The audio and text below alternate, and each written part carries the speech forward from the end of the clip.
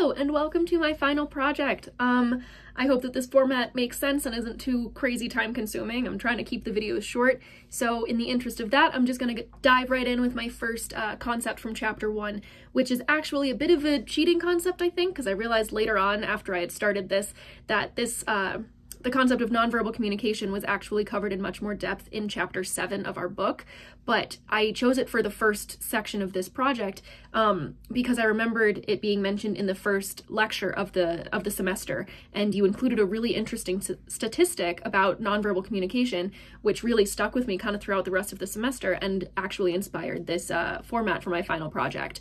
And that statistic was that words only portray about 7% of the communication that we're trying to get across, and body language, facial expressions, and tone and inflection make up the entire rest of communication. So I found that really, really interesting. Just in the context of communication as an entire concept. And I also realized I should backtrack a little bit and just throw in the definition of nonverbal communication, which is just the act of conveying information without the use of words. So yeah, very important in communication. It makes up about 93% of all of the information that we transfer from one person to another when we are communicating.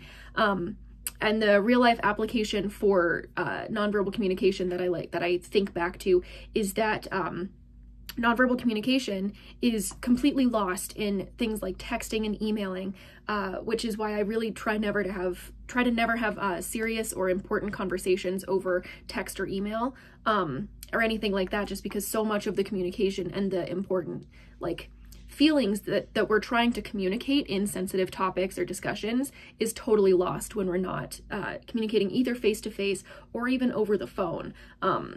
Just so the tone and inflections, which I think tone and inflections are about 38% of what our communication, how that transfers. So just having that portion of it, even without face-to-face, without the facial expressions and the body language, we're still able to communicate much more effectively when it's voice to voice or voice to ear, I guess, if you will, as opposed to texting.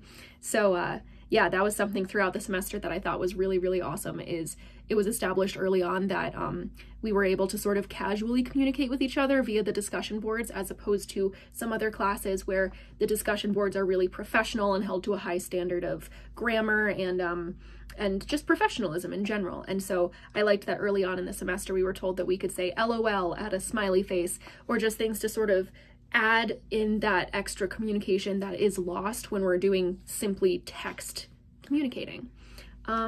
So yeah, that's the first concept for chapter 1, nonverbal communication. Super important, super cool.